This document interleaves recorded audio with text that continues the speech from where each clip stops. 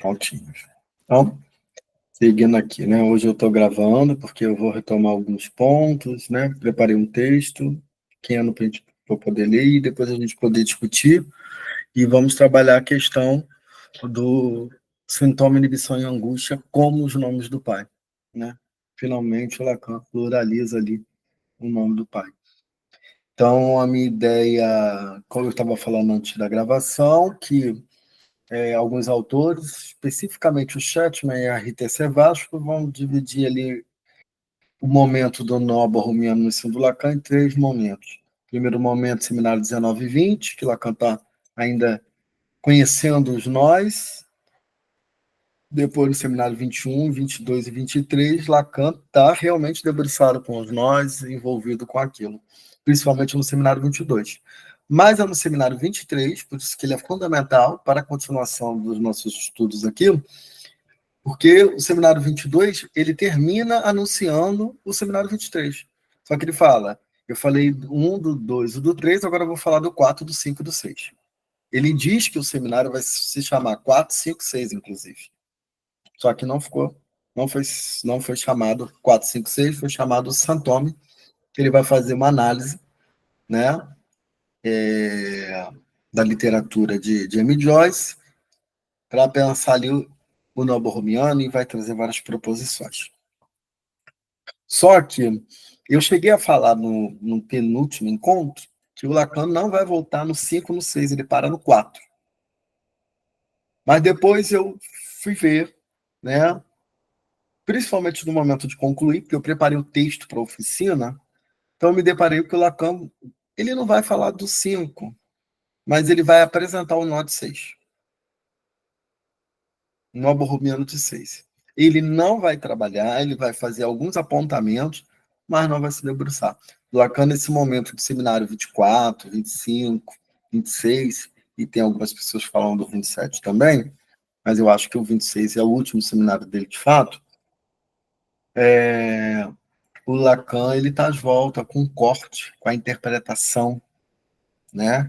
Com o equívoco, principalmente no seminário 24, né? Que é um equívoco aquele nome daquele seminário, assim, tem várias traduções possíveis e todas elas eu pelo menos não consigo compreender a lógica de um título, né? E essa é a proposta do Lacan, inclusive tem um capítulo desse seminário que o Lacan vai falar sobre a interpretação analítica, ao qual ele vai fazer uma virada, assim, drástica. Não sei se o termo drástico seria interessante, mas uma virada, eu posso dizer assim, radical. Acho que fica melhor. Porque se a interpretação de infante era uma interpretação de elucidar, de esclarecer, já no Lacan isso não é assim. Nesse momento, a interpretação ela só é uma interpretação quando tem efeitos de equívoco. Tá? Então, faz a lógica da análise meio sem lógica cronológica, sem uma lógica consciente. Né? Provocar o analista estar num lugar ao qual se torna uma conversa impensável. Né? Sem lógica. Isso é bem interessante. Então, é o terceiro momento do nó borromiano, que alguns autores vão defender, que é o 24, 25 e 26. Né? Que me parece que é o momento que para no momento de concluir. Não é à toa que ele dá esse momento para o seminário 25. Né? O 26, ele vai falar da topologia e o tempo. Ele já está bem mais adoecido, tem outros psicanalistas dando aula no lugar dele, né? O Tomé, o Sorri ajudando ele. Tem aula que só tem 2 páginas, porque ele não estava conseguindo, enfim, dar continuidade, mas tem algumas proposições assim interessantes e importantes sobre topologia, né? É por isso que eu pretendo, ano que vem, me debruçar no seminário 23, e espero contar com vocês, para a gente estudar juntos aí, o seminário 23 e alguns outros textos que falem desse tema. Boa noite, Eliana.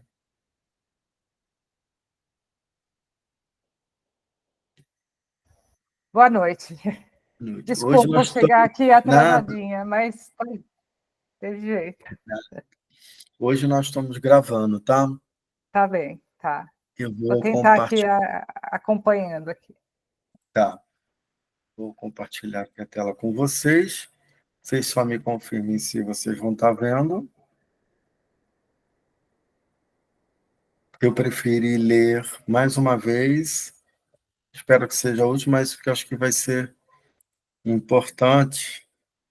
Porque, na verdade, eu estou tentando encerrar e deixar algumas questões para a gente se questionar para o ano que vem, né? Eu dei até um título para esse escrito, né? No caso, para esse escrito, que é Lacan, Topologia Clínica, né? Pensando aí o impacto do nó borromiano no fazer analítico e no meio psicanalítico, pensando no nosso meio, no meio da comunidade de psicanalistas, seja escola, instituições, na universidade, o que for, né? Onde tem psicanalista. Então, qual o impacto do nó borromiano nesse fazer, que implica a nossa prática, que é o que Lacan termina o último dito seminário dele, 27, né? Que é o seminário de Caracas. Ele veio aqui poder falar, né? E ele fala: os meus três são real, simbólico e imaginário, né? Eu dei para os meus para que se oriente na prática, né? Ele fala isso lá no seminário. Ele fala que ele teve que botar no nó borromiano, numa topologia, onde implica três, né? E ele deixa bem claro que ele deixa isso para os psicanalistas que se orientam, né, sua prática a partir dele, a partir das contribuições dele, tanto na releitura que ele faz do Freud, como da própria direção que ele vai tomar dentro da prática psicanalítica, que nesse momento é autônoma, tem algo autoral e Lacan assina, né? Para além de Freud, no sentido, tem algo dele, né? Ele, no estilo dele, ele coloca algo dele. Aquilo que ele orienta para a gente de não me imitem, né? Crie o seu estilo, né? Coloquem algo de vocês. Foi isso que o Lacan fez com Freud. Ele pegou a obra do Freud, como a gente sabe, e colocou o dele e avançou, segundo Michel Foucault, tem disponível no YouTube, vai falar que salvou a psicanálise freudiana, o Lacan, né? Michel Foucault faz esse relato. Então, essa é a proposta de hoje.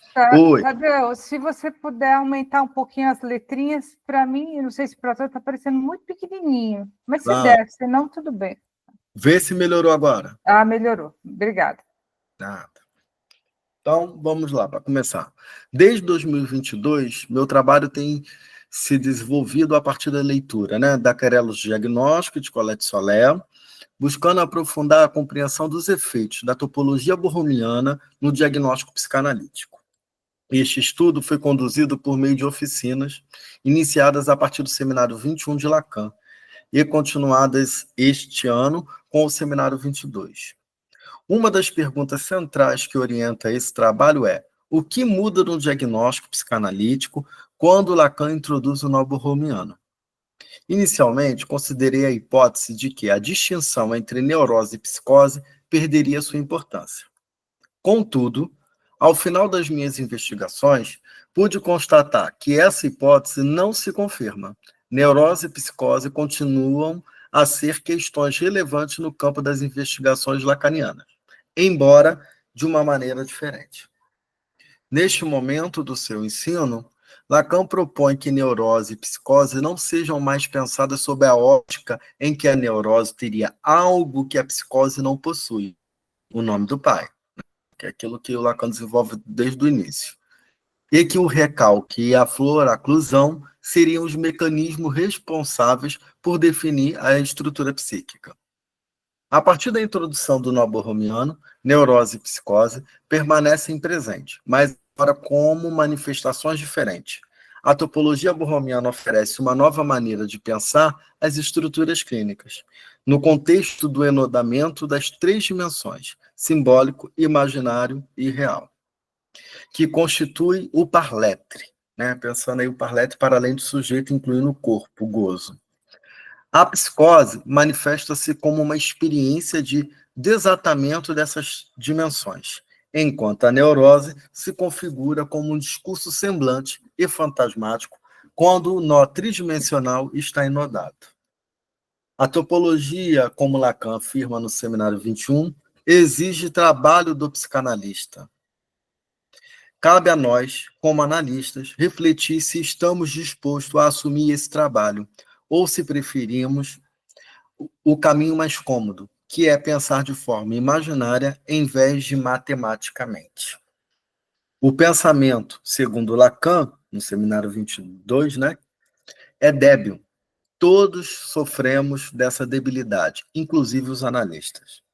A matemática e a topologia, ao contrário, impõem ao psicanalista um trabalho mais afastado da debilidade e do comodismo mental e teórico. Em resumo, a neurose, neste novo entendimento, é um discurso semblante e fantasmático, mais ou menos estruturado. E a psicose é aquilo que fica de fora do discurso. No entanto, para nossa perturbação e trabalho, podemos afirmar que existem neuroses inodadas de maneiras novas e, por vezes, diferentes. E psicoses até bem inodadas, mas não mais pelo pai do início do ensino do Lacan, e sim por outras formas que escapam ao pai tradicional. A problemática agora reside em investigar as nominações, as amarrações e as consequências disso para a noção de estrutura. A estrutura, como vimos, é topológica e real, sendo sempre real, simbólico e imaginário.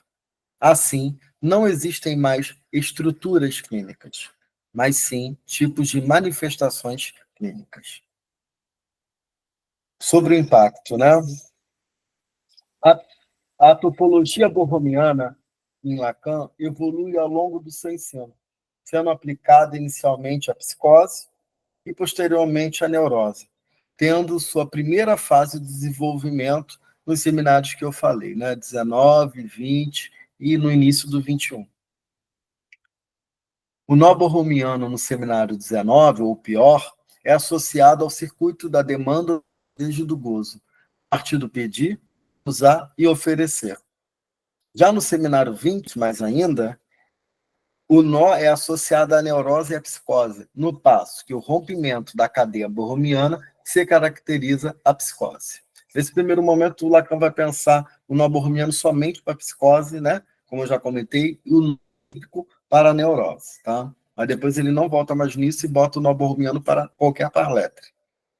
A cadeia significante funcionando como metáfora para explicar a psicose, onde o desencadeamento ocorre com o corte de um dos elos. Lacan pensa o nó no seminário 20 para pensar a cadeia significante. Não estava pensando ainda no RSI, não. Já no seminário 21, os não todos erram, né, que faz uma homofonia com os nomes do pai, Lacan afirma que o inconsciente não tem cadeia significante como ele propôs no discurso de Roma, no início do seu ensino, deslocando o estatuto do inconsciente estruturado como linguagem para demonstrar que o inconsciente tem um enxame de uns sozinhos e de la língua, de la langue, né? Ou seja, um inconsciente substância gozante. Portanto, o inconsciente é real, como impossível, apenas condicionado pela linguagem, pois é o simbólico que acessa fagulhas e fragmentos desse real, desse inconsciente real.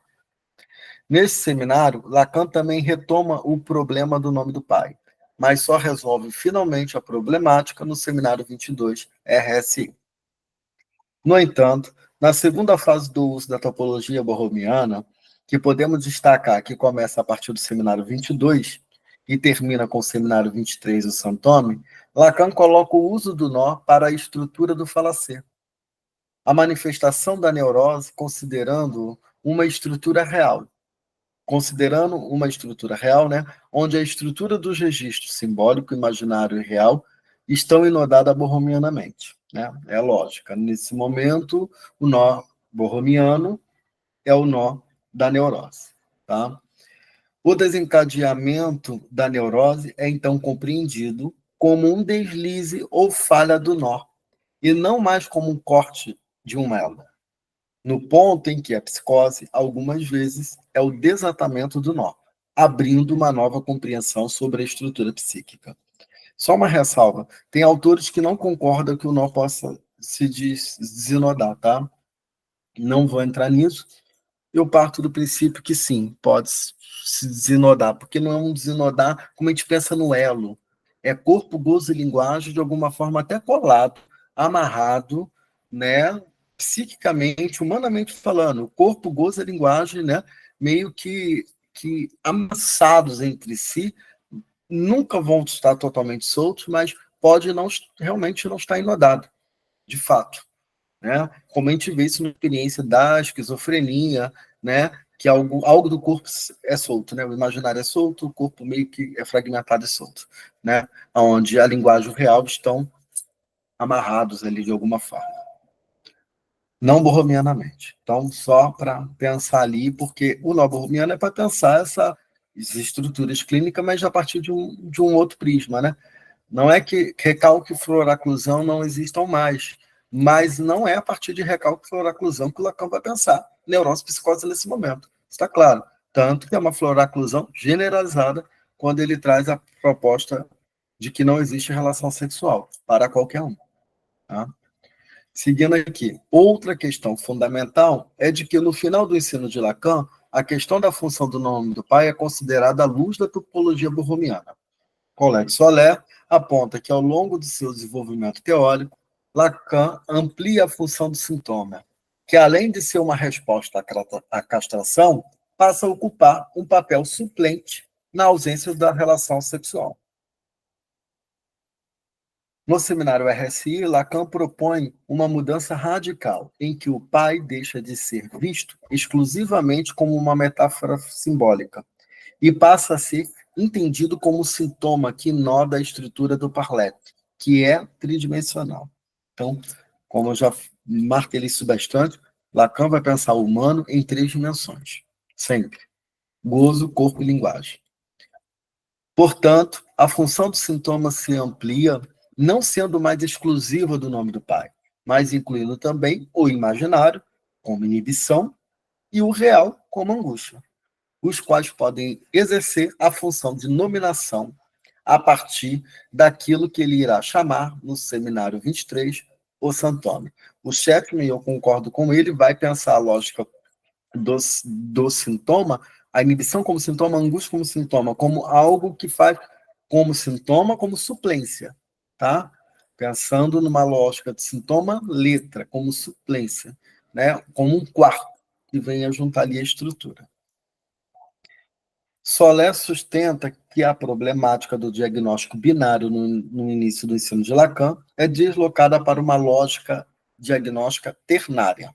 Ela propõe um enodamento de 3, nó enodado pelo nome do pai, né, que podemos dizer que caracteriza aí a neurose.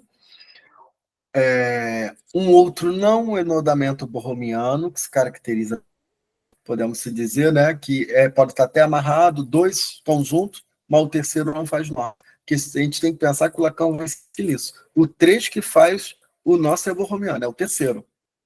Né? Aliás, não é nem o terceiro, que ele usa o terceiro porque dá uma ideia de posição no seminário 20.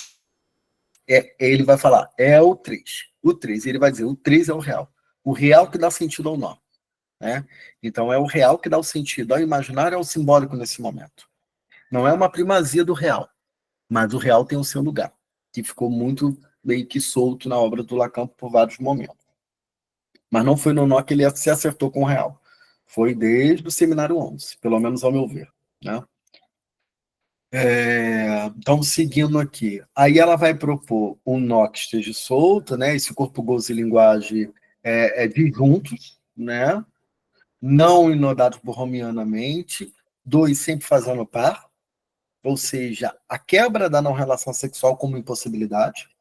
E isso é que leva à loucura para o Lacan, que não tem a ver com psicose, tem a ver com loucura, né? Porque Lacan muda o estatuto de loucura. Está incipiente ainda, temos pesquisas sobre isso, podemos ler, mas está ali. O Seminário 23 inclusive, é um dos temas que eu quero extrair do Santoma sobre a questão da loucura, né? Nesse momento no ensino do Lacan. E um outro nó, que é o nó borromiano, com outro suplementar, que pode ser o Santoma, que pode ser pela inibição ou pelo fantasma, como diz Bosserot, né, como eu apresentei lá no dia da oficina.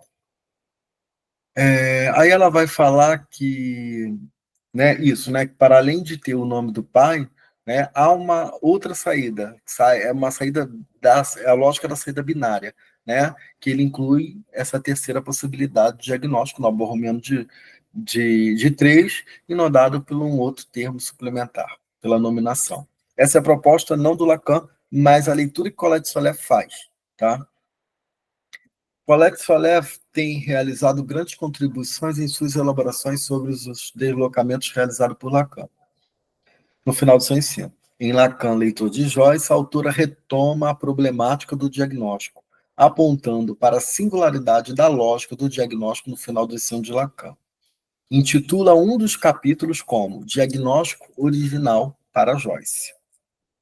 Ora, é disso que se trata após as elaborações de Lacan com a topologia borromiana. Um diagnóstico sempre original para cada par letra, indo além dos tipos clínicos, né? Neurose, psicose e perversão. Podemos pensar isso mais como tipos de manifestações, né?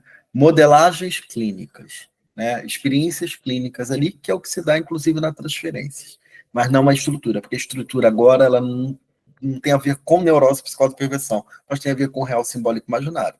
E o efeito disso pode se dar um tipo clínico, neurose, ou um tipo clínico, psicose ou perversão, enfim, como efeito, né, frente à não relação sexual.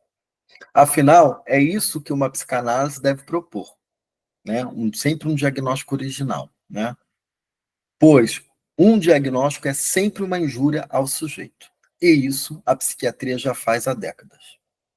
Não se trata de renunciar ao diagnóstico na direção do tratamento, de forma alguma. Se fizermos isso, corremos o risco de sermos irresponsáveis.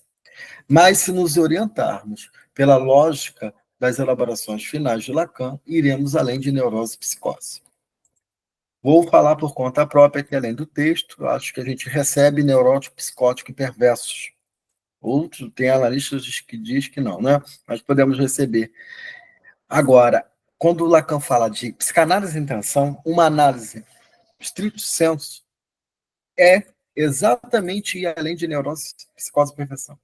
Né? Então, os tipos clínicos são fundamentais para a direção do tratamento, a partir daí é extraído tanto a transferência e o diagnóstico nas entrevistas iniciais, mas quando se há uma retificação subjetiva e quando há uma virada para uma análise, né, o analista precisa ir além disso, né, para pensar ali, entrar, o paciente entra com vários nomes e significantes, e ali, o final de uma análise, é se despir desses nomes, de alguma forma, mudar dessa posição, desse desejo neurótico para o desejo de um analista, que nem sempre vem, nem todo mundo termina uma análise, se torna analista, né? Advém esse desejo inédito, mas que, de alguma forma,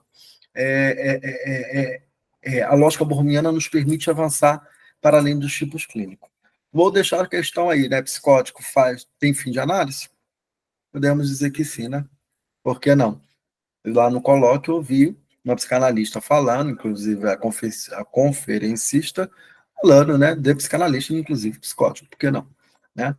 E isso é importante, porque a gente tem uma ideia de psicótico totalmente diferente. Mesmo que a gente estude o Lacan, estuda a psicopatologia, a gente ainda tem meio que um preconceito interno em um olhar para a psicose, para a loucura, como um déficit, como um estranho, como aquilo que é diferente de mim. E isso é neurose, né? E isso é normativo, isso é segregador, e isso é estrutural do discurso. A história da loucura, desde, né, de centenas de anos, tem aí o seu lugar sempre aquilo. Quem é o louco, que é o que é diferente do comum, da grande maioria. Né? E quem diz que a grande maioria é o comum, de fato, e não é o louco. Né? Então, acho que Lacan está indo por essa via, com termos muito mais difíceis, matemáticos, mas ele está indo por aí, ao meu ver, na minha leitura. Mas se nos orientar, tá. Aí citando aqui a Colette Soler. Portanto, mais uma vez, que é crucial que os analistas estejam em sintonia com o seu tempo, isto é, que eles abandonem as velhas categorias, não para ceder às modas para fins de mercado, mas simplesmente para poder responder como analista aos casos que lhes são endereçados neste início de século. Tá aí Colette Soler falando, né? Tem até uma resenha da Vera Paulo falando. Ela disse, abandona as velhas categorias. Ela termina o Lacan Leitor de Joyce falando isso. Então, seguindo aqui, esta mudança, né, redefine a clínica psicanalítica, quebrando a dicotomia entre neurose e psicose. Não que não exista mais uma certa diferença, tá? Mas quebrando uma dicotomia meio que normativa que ainda estava presente no Freud e até no ensino do Lacan, ao meu ver. Lacan, ao aplicar a topologia borromiana, desafia a visão antiga da psiquiatria de que a psicose é uma forma de loucura e a neurose normal. Em vez disso, ele sugere que tanto na neurose quanto na psicose, o sujeito pode estar mais ou menos bem amarrado, com o seu gozo no mundo da linguagem e do corpo, né? E com o seu corpo. O nó borromiano, nesse contexto, serve como um operador lógico e matemático para entender os processos de desencadeamento e nodamento que ocorrem em ambas as estruturas clínicas, rompendo com a lógica médica e até mesmo com a compreensão ainda no plano de fundo da psicanálise, de que a neurose tem algo que a psicose não tem. A topologia borromiana permite uma mudança no estatuto da loucura e do enlouquecer, que está para todos neste momento no ensino de Lacan. Afinal, todo mundo é louco, ou seja, delirante. Está em Henri K, né, que o Lacan vai falar isso. Portanto, não deixam de existir neuroses e psicoses. Elas são tipos de manifestações clínicas. Contudo, a estrutura é real, simbólico, imaginário e não é mais sustentada apenas pelo pai simbólico, podendo ser nodadas também com outras formas de nominações.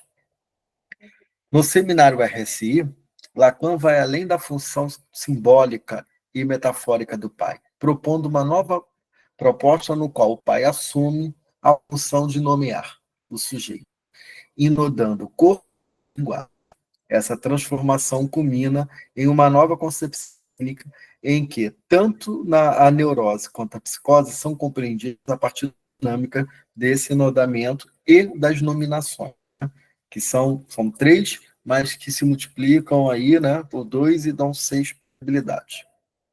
E não mais pela flor, que neste momento é generalizada para todos os seres. A partir da não existência da relação sexual, neurose e psicose são enodamentos ou não das 3 dimensões que constituem o par lettre. Ao modo de concluir, a topologia dá trabalho, diz Lacan no Seminário 21. Quando comecei a estudar, agora eu estou falando, aliás, o texto todo é meio que falando em primeira pessoa, mas essa parte principalmente. Quando comecei a estudar, a estudar e a realizar seminários, a partir do livro do Carello Diagnóstico, da Colette, ainda, né, na AFSL, né, pela EPFCL Brasil, Fórum de Niterói, né, os encontros tinham inúmeras pessoas. Quando finalmente comecei a estudar a topologia, esse número foi caindo. Mas com o desejo decidido de investigar, assim como Lacan decidiu, até o fim da sua vida, estudar a topologia borromiana, decidi sustentar com aqueles que estavam ali, presentes.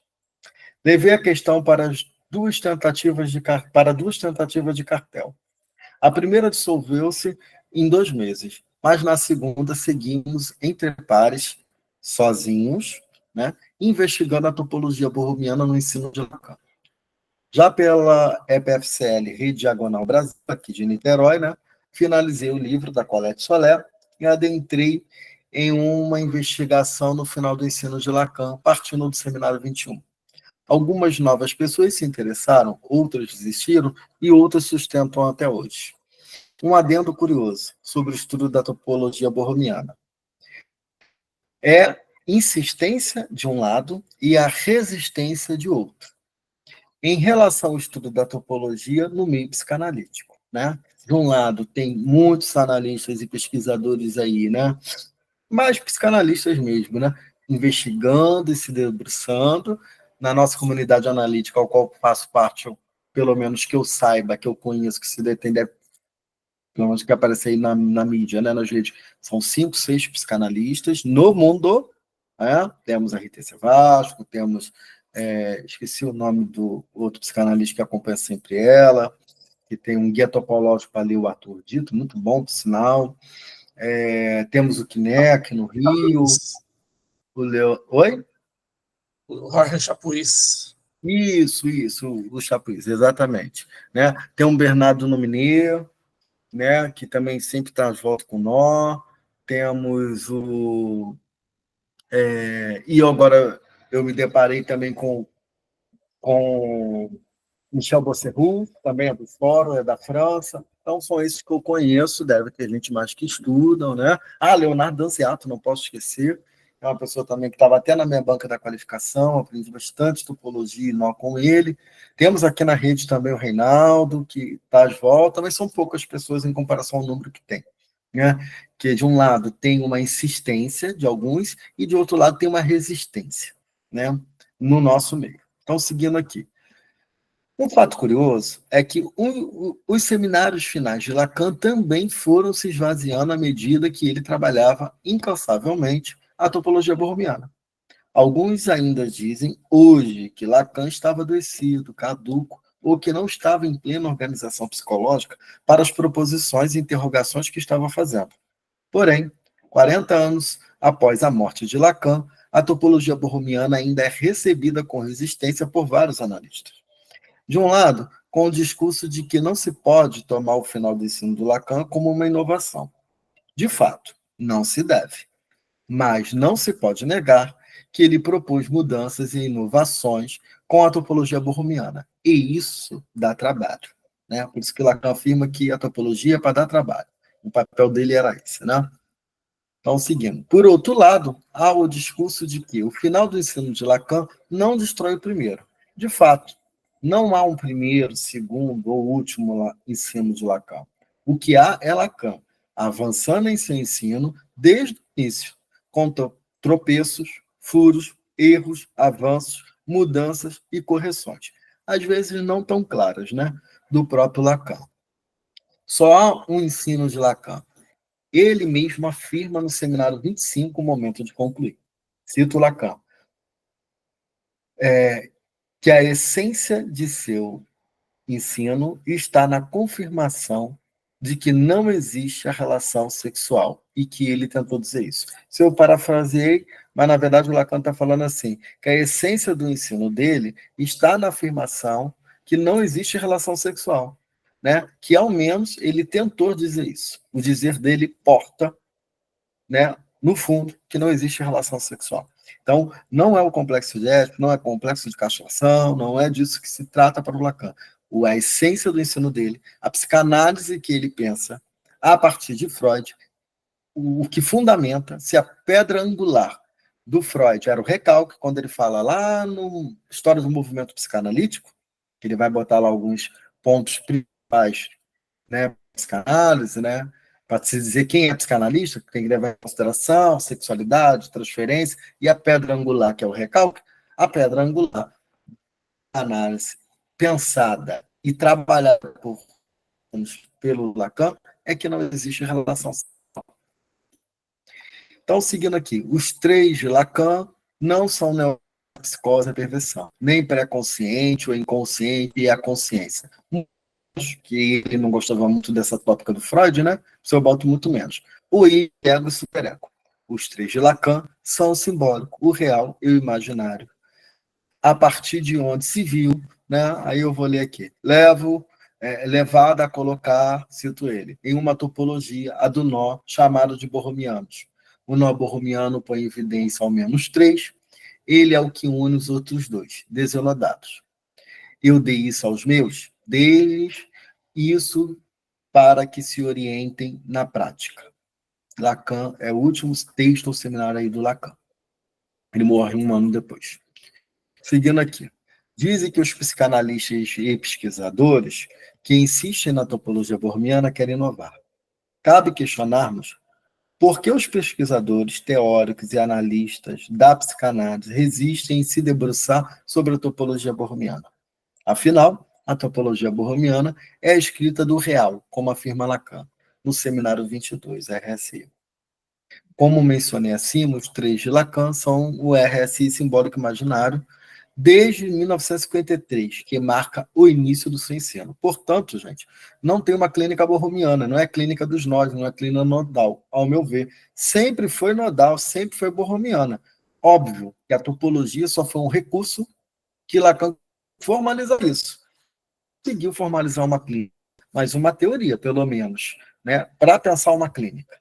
Concordo com o Christian Duncan quando ele fala tem uma lógica, tem um fundamento, mas não tem uma clínica.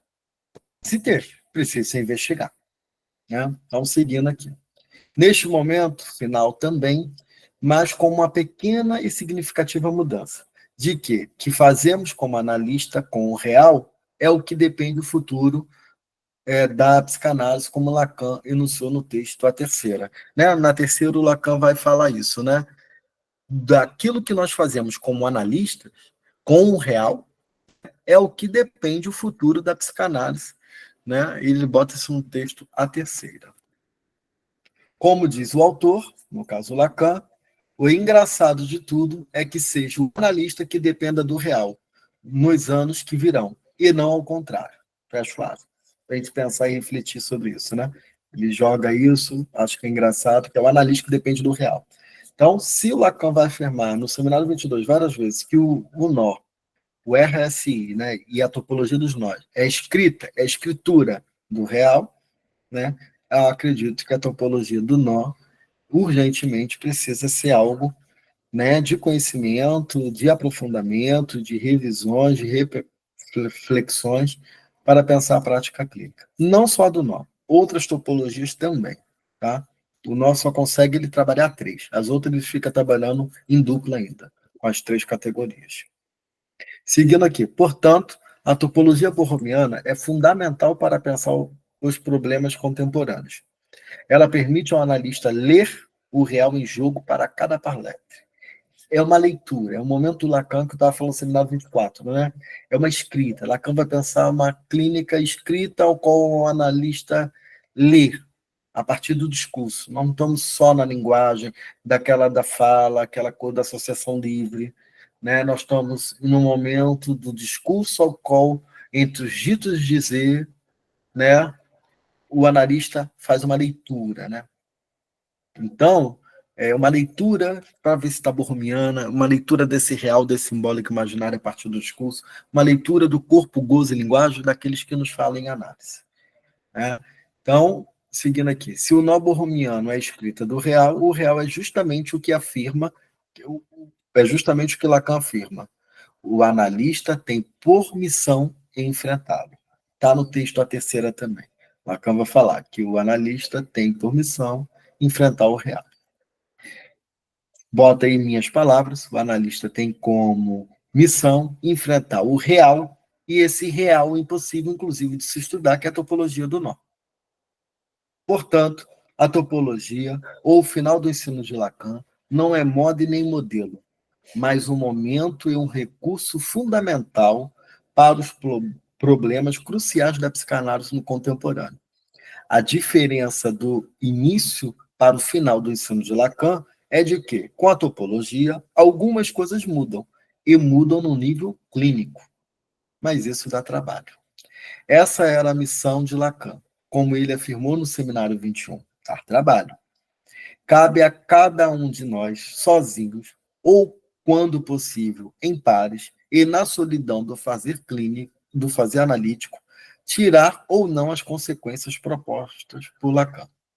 Aqui, para finalizar, vou propor a todos que estão comigo nesse momento um exercício de escuta e de elaboração a partir de nossa posição como analistas, analisantes também, para aqueles que não, analista ou não, para uma tentativa de posicionamento a própria a não existência.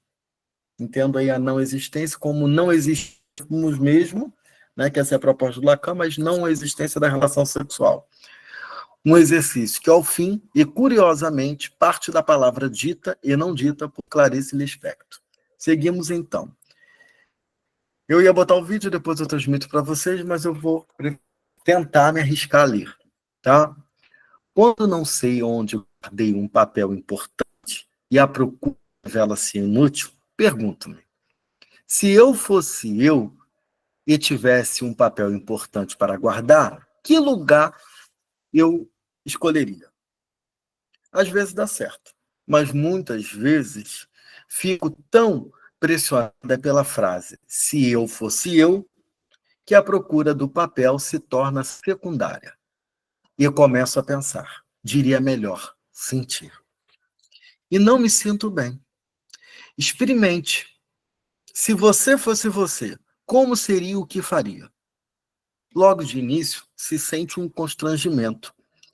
A mentira em que nos acomodamos acabou de ser levemente locomovida do lugar onde se acomodara. No entanto, já li biografias de pessoas que de repente passavam a ser elas mesmas e mudavam inteiramente de vida. Acho que se eu fosse realmente eu, os amigos não me cumprimentariam na rua, porque até minha fisionomia teria mudado. Como? Não sei. Metade das coisas que eu faria se eu fosse eu, não posso contar. Acho, por exemplo, por um certo motivo, eu terminaria presa na cadeia. E se eu fosse se eu fosse eu, daria tudo que é meu e confiaria o futuro ao futuro.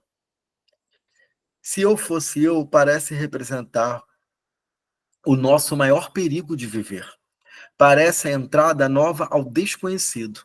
No entanto, tenho a intuição de que, passadas as primeiras chamadas loucuras da festa, que seria, teríamos enfim a experiência do mundo. Bem sei, experimentaríamos, enfim, em pleno ardor do mundo, né? A dor e ardor, né? Eu fiquei muito pensando nisso. Enfim, em pleno ardor e a dor do mundo. E a nossa dor, aquela que aprendemos a não sentir. Mas também seríamos, por vezes, tomados de um êxtase de alegria pura e legítima, que mal posso adivinhar. Não, acho que já estou de algum modo adivinhando, porque me senti sorrindo e também senti uma espécie de pudor, que se tem diante do que é grande demais. Essa é uma das crônicas aí da Clarice Lispector, né? Chamada Se Eu Fosse Eu. E eu fecho aqui a minha fala e agradeço aos colegas por me escutarem hoje. Quero escutar agora vocês também.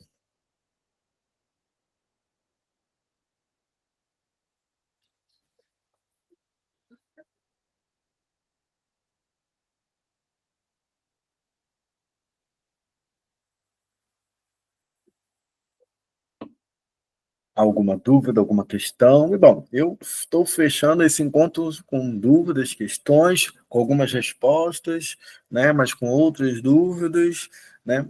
Saliento que no texto, né, por exemplo, eu coloco o psicótico fora do discurso, estou no momento da minha pesquisa aí que tem uma questão aí, será que está mesmo? Lacan afirma isso no Ator Dito, mas no Seminário 3 não é assim que funciona. Então, como o início do ensino do Lacan nos ajuda a pensar até esse final, sabe? Então, a gente precisa fazer um retorno a Lacan, sabe? Eu digo, a gente não é aqui na oficina, não. Nós, analistas, pegar o que Lacan propôs no final e de trás para frente, sabe? É bem a cara dele, inclusive, do Lacan. Essa coisa inversa e avessa, né? De trás para frente. Reginaldo levantou a mão. Eu ainda não li esse livro da Colette, né, daquela dos diagnósticos, então eu tenho uma dúvida. Ela diz, né, nesse livro que a questão do diagnóstico ela precisa ser abandonada, ou seja, a gente não teria mais que carregar essa questão de ter que fazer um diagnóstico do paciente que a gente está atendendo e ficar com uma outra questão que seria... Você falou que troca a estrutura pela manifestação clínica, seria isso que eu entendi? Então, ela está dizendo que existiria essa necessidade de abandonar os diagnósticos? Boa pergunta, mas vou responder. Não, no Querela, ela vai falar que a lógica do diagnóstico muda. Está para além das estruturas clínicas, o que está em jogo é a virada borromiana, que é um dos títulos do capítulo que ela coloca.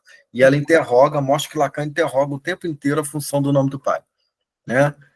E ela vai trazer umas coisas muito importantes, que ela vai pensar o nome do pai como um dizer, para além do significante, um dizer que noda. né? Então ela vai pegando, vai citando Lacan. Mas ela não defende, e eu também não, eu acho que analistas que estão praticando, né, abandonar o diagnóstico.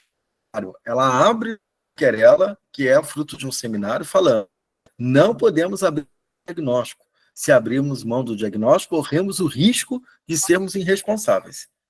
Né? Ela cita até Freud, né? Em 1913, sobre o início do tratamento. Psiquiatra errar o diagnóstico errar, é um erro acadêmico. Naquela época, na psiquiatria, a psiquiatria estava nascendo, né, gente? Então, o Freud vai afirmar isso. Para o psicanalista, errar o diagnóstico é um erro prático. Então, ela vai partir dali. Então, o diagnóstico continua sendo fundamental para a direção do tratamento, mas não um diagnóstico igual à lógica médica. Um diagnóstico é sempre uma hipótese para orientação do tratamento, né? Para a direção do tratamento. O que ela vai mostrar é que o que está em jogo no Querela, o que está em jogo é a função do enodamento. Não é em si os recalque, furacusão, etc. Mas é a função do enodamento. É o que ela vai sustentar ali. E ela vai, e tanto que ela chega a falar: olha, não vou desencorajar ninguém a ler o seminário 3, mas a psicose do final do ensino do Lacan não é a psicose do seminário 3. Precisamos rever isso. Né? Então, e é o trabalho dela, ela tem outros livros depois do Querela, que ela vai trabalhando, inclusive o próprio inconsciente. Ela fala: o inconsciente é um outro conceito que a gente precisa rever. E, ao meu ver, ela revê agora nesse inconsciente o que é isso. Ela tenta ajustar ali o que é o inconsciente no percurso do ensino do Lacan até o final do ensino do Lacan. Então, ela não defende isso, que o diagnóstico não é importante, e também ela não desconsidera que não tenha neurose, psicose e perfeição. Tá? Agora, sobre tipos clínicos, estou falando por conta em risco. Né? Entendendo que se neurose, psicose e perversão é secundário no momento topológico do Lacan ali, da borromiano, podemos pensar que a neurose, a psicose e a perversão são manifestações clínicas, porque elas são manifestações de linguagem. E já é desde o início, gente. Neurose, psicose e perversão não são patologias. Já em Freud já não era. Mas Lacan definitivamente só tira isso do campo patológico e vai mostrar lá, neurose, psicose e perversão é a entrada, é como o sujeito responde à entrada na linguagem. Né? Então, neurose, psicose e perversão são manifestações de linguagem. E isso é importante. Por quê? Como que se diagnostica? Sob transferência.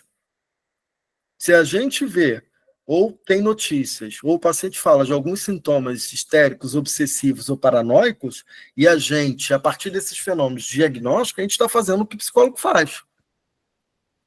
O diagnóstico analítico é sob transferência. Se não tem transferência, não tem diagnóstico. Porque o que está em jogo no diagnóstico é a relação que o paciente coloca o analista, o lugar que ele corresponde da posição discursiva dele, diante do analista. Né? Ou seja, a relação de sujeito com o objeto, mas com o grande outro, né? Da linguagem. Então, dizem que não tem psicose? Tem, já foi provado. Lacan provou isso, ele abriu isso para todo mundo. Se temos tratamento psicanalítico pela psicanálise, é graças ao Lacan. Da psicose é graças ao Lacan. Né? Perversão diz que não, hoje não atende, que não chega, mas se chega, é pela via da transferência, e se sustenta ou não, é pela via da transferência. Então, a hipótese diagnóstica é sempre sobre transferência. Então, quando eu penso assim, que neurose, psicose e perversão são manifestações clínicas, ou tipos clínicos, porque são manifestações transferenciais. São manifestações de linguagem na relação analítica, de como o sujeito se coloca diante, se inferiu, como ele se colocou diante da linguagem, né? Quando ele adentrou a linguagem. Então, por isso eu digo como mais manifestações. Essa é a minha leitura e minha resposta para isso aí, que não é sem alguma orientação. Paulo Vidal, que não estamos mais aqui, ele faleceu mês passado, foi um grande psicanalista aqui em Niterói, no Rio de Janeiro, né? Ele que, inclusive, partiu daí, a partir de Michel Bosserroux, inclusive. Né? Por que é importante destacar isso? Porque as estruturas clínicas, estruturas de linguagem.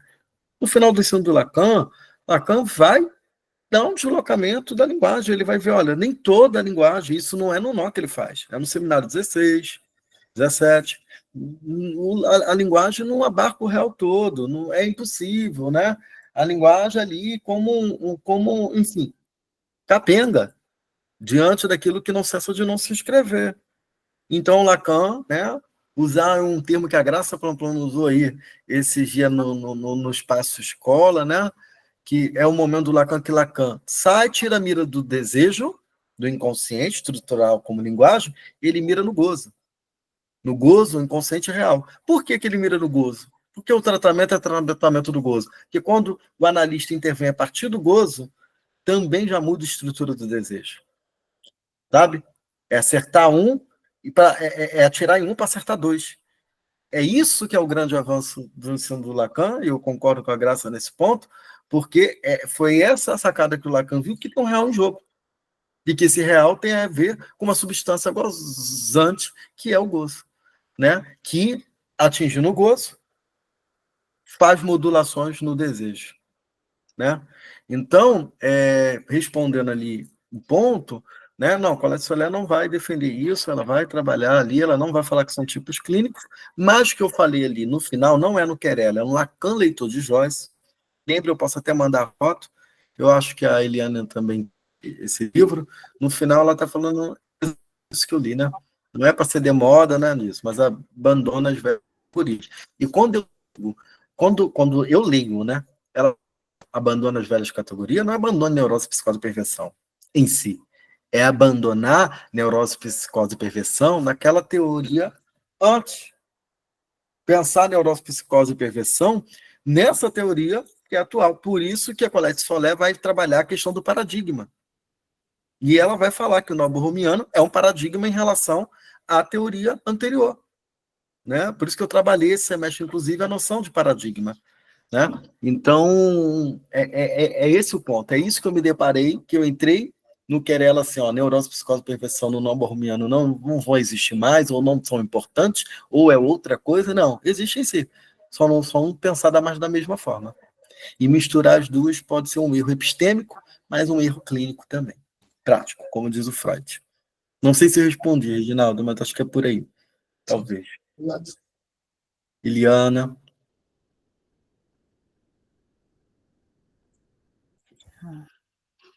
Bom, Tadeu, eu acho que, sendo primeiro, assim, quero agradecer essa organização que você trouxe, né, desse percurso para nós. E eu acho que o que traz essa questão do nó, eu nem sei se ela responde a muitas indagações clínicas, ela deixa a gente com indagações clínicas, e isso eu acho assim, bastante interessante. Então, eu fico tomada por uma série de coisas, assim, né? E não só do ponto de vista conceitual, mas de como pensar isso na clínica mesmo, né? Uhum. Eu ainda, assim, estou aqui estudando também, vou ver se pego as minhas férias para dar uma caminhada, mas realmente não é fácil isso, né, para mim, assim, essa coisa das estruturas clínicas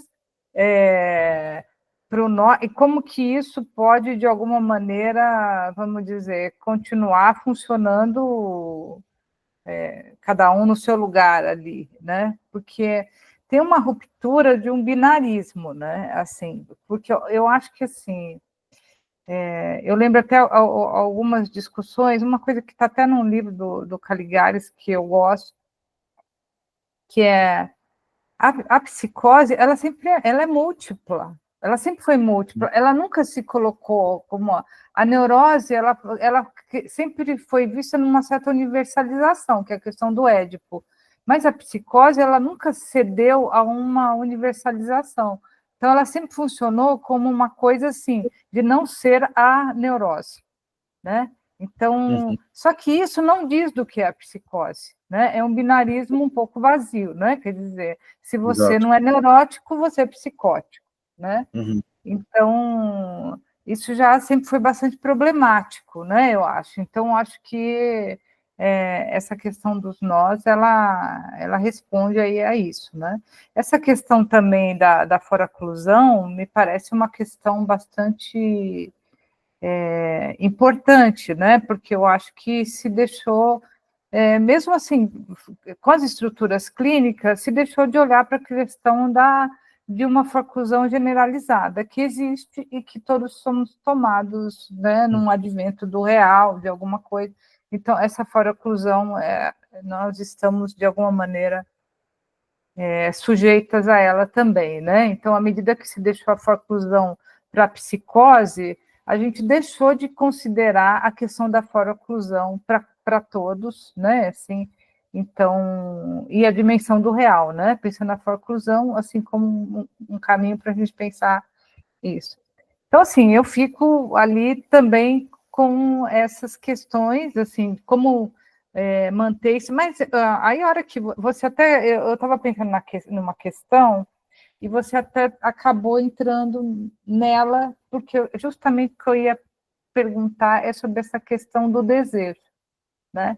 Porque, veja, as estruturas clínicas, eu acho que a gente pode ver ali a partir de uma questão de saída do Édipo, né? Que eu acho que seria uma questão bastante limitada, pensando pela via do nome, quer dizer, o nome do pai ou não, como que isso se Ter ou amarra. não ter, né? Ter ou não ter, Ter, ou não ter, ser o falo, rapidinho. ou ser o falo, aquela coisa, né? Exato. E eu acho que a grande contribuição, eu acho que é importante para a gente pensar, é tirar a psicose como aquilo que é loucura, aquilo que é excludente da normalidade. Neurose vem de normalidade e de cultura, de laço social. Não é à toa que Lacan vai botar histeria, que é uma das coisas que fazem laço. Né? E o mito individual do neurótico, um dos primeiros livros sobre o seminário do Homem dos Ratos.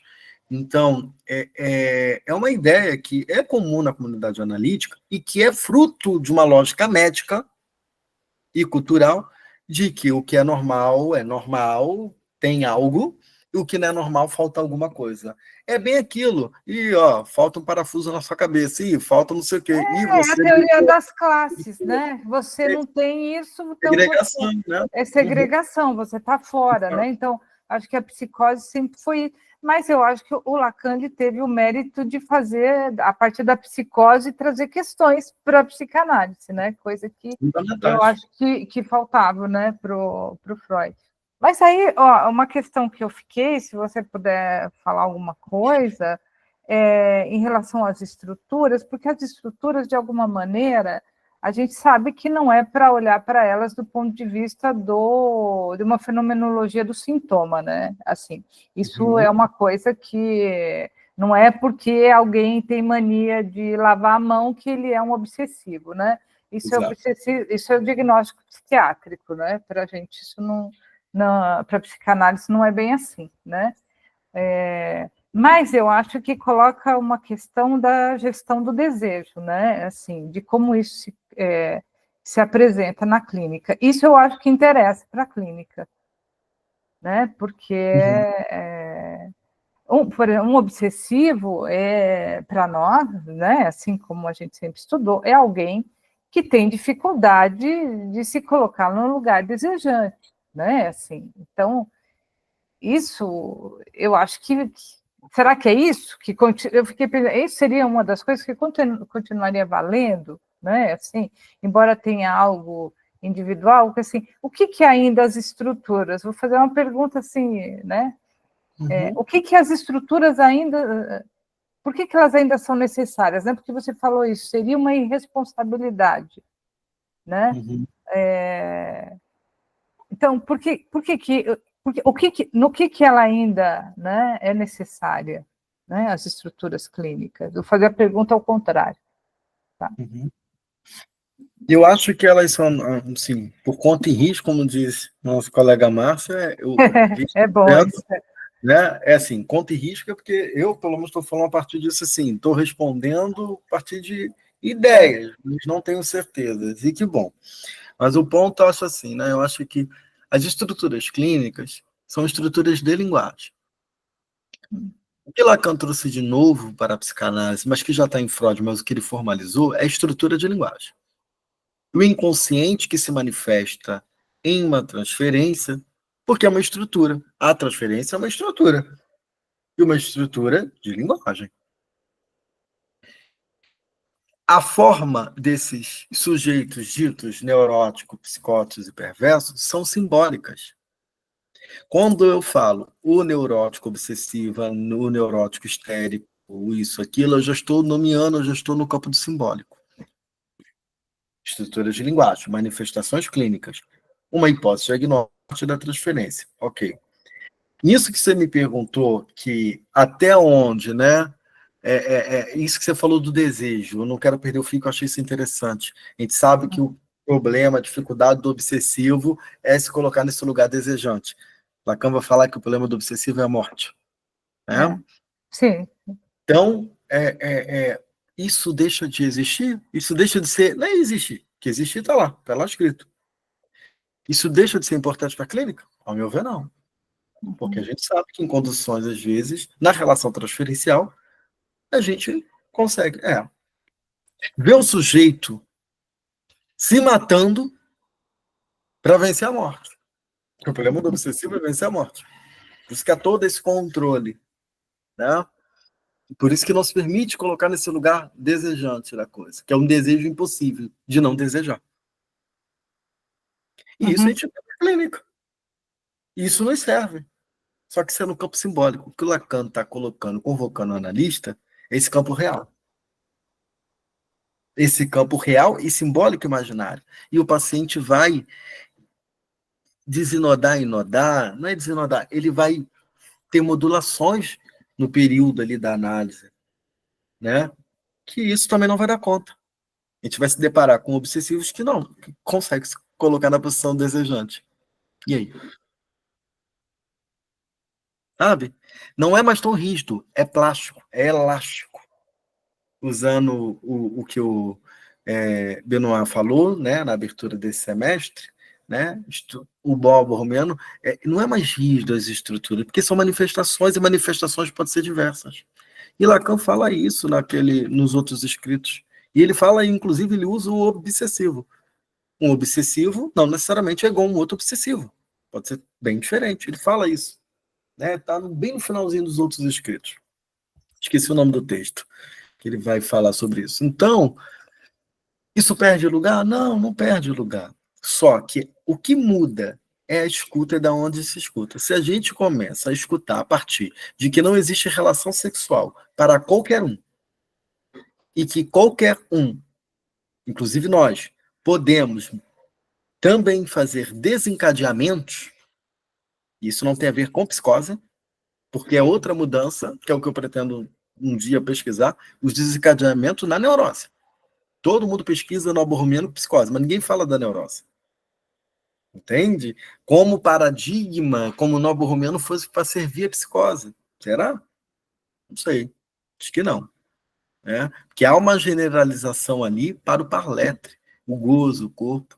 Então, Eliana, eu acho que está em jogo. Só que a lógica de se pensar de como se constitui uma neurose, uma psicose, uma perversão como manifestações clínicas, elas dependem dessas amarrações real, simbólico, imaginário, corpo, gozo e linguagem.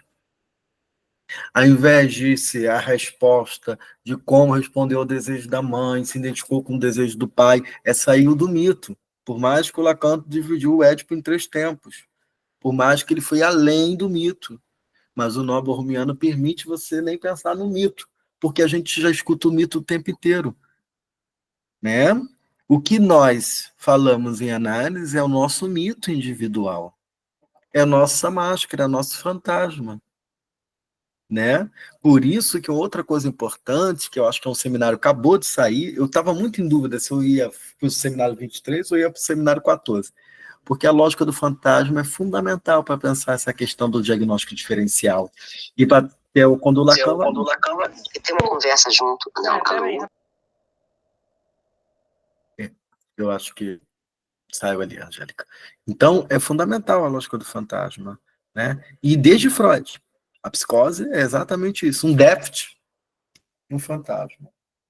né? Ele vai usar esse termo lá, né? Perda da realidade, da neurose da psicose, né? O neurótico consegue fazer esse fantasma, né? Isso já é mais incipiente na psicose, né? Aí que eu digo, assim, qual é a Isso minha é ideia? bem interessante, né? Quer dizer, Muito a questão do fantasma ainda continua, né? Quer dizer, não, continua e podemos pensar o fantasma a partir do imaginário, da união do imaginário com o simbólico, sabe? Da união agora ali. tem uma dimensão, né, do diagnóstico, né, desse diagnóstico estrutural, neurose, psicose e perversão. Agora, eu fico pensando, né, hoje o nó possibilita também a gente pensar alguns desatamentos que têm a ver com questões contemporâneas, né, assim, porque eu acho que falta isso, porque você recebe, né, nós recebemos muita crise de ansiedade, de pânico, né, e eu tenho a impressão que a questão, né, pela via, né, dessa amarração real, simbólico e imaginária, ela responde muito a isso, ela diz muito, assim, do que muitas vezes tem que ser um tempo de análise, de construção de algumas coisas, de escuta, né? Então, é um diagnóstico também, né? Assim, é um diagnóstico também necessário, né? Né? Desses desencadeantes, né? Dessas sintomatologias, né? Assim, nem vou falar não estou falando do sintoma de cada um, mas de uma certa sintomatologia, né? Desse sintomal que a gente tem hoje, né? Assim, são pessoas respondendo a uma série de coisas, né? Que estão acontecendo, né? Assim, sei, Falando em né? sintomatologia, a Colette Solé abre o Querela falando isso, né?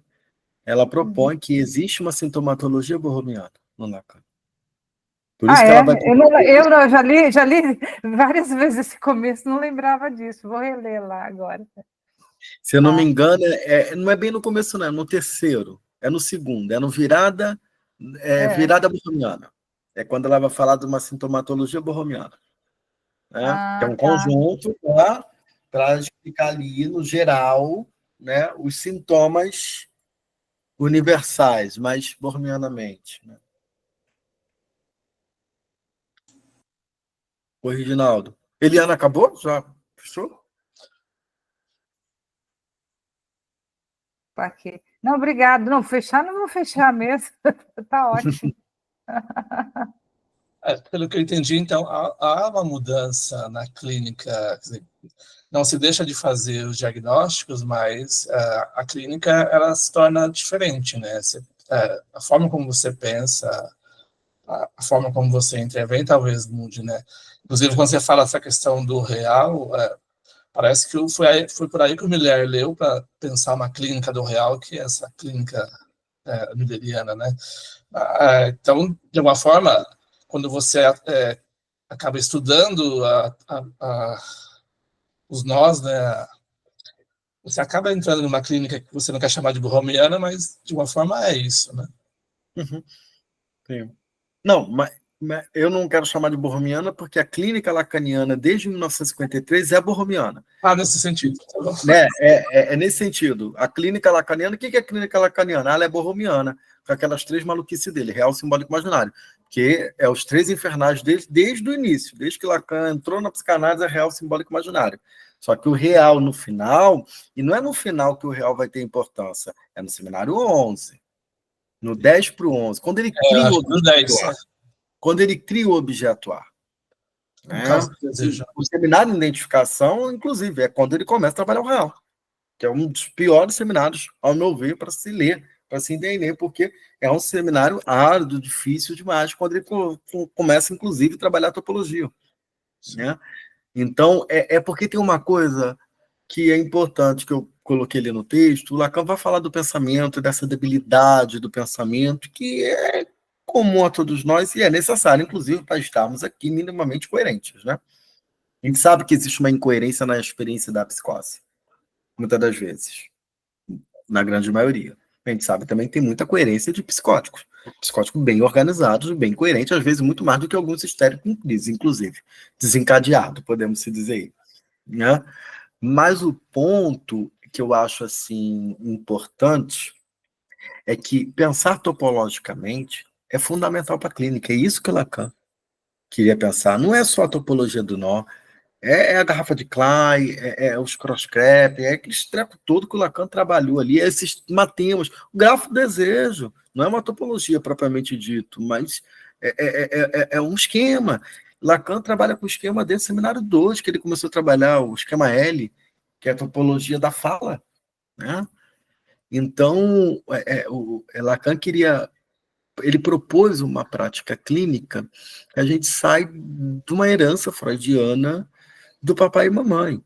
Tanto que Lacan fala no seminário 17.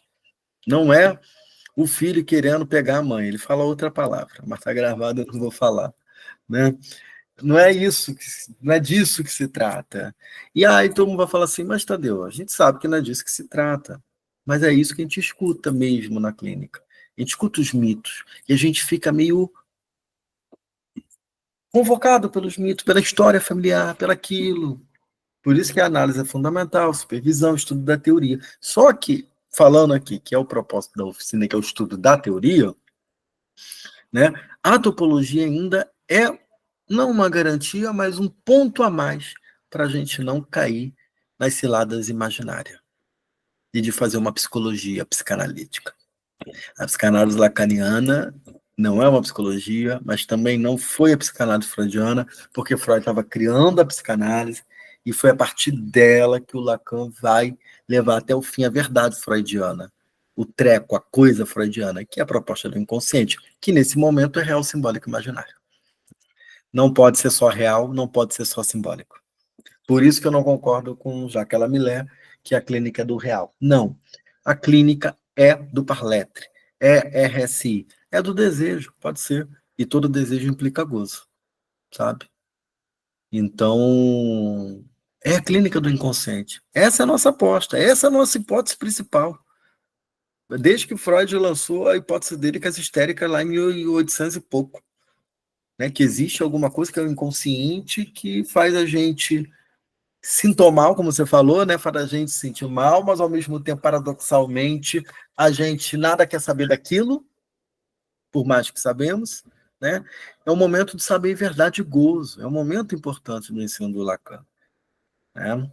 Então, acho que isso precisa ser levado em consideração.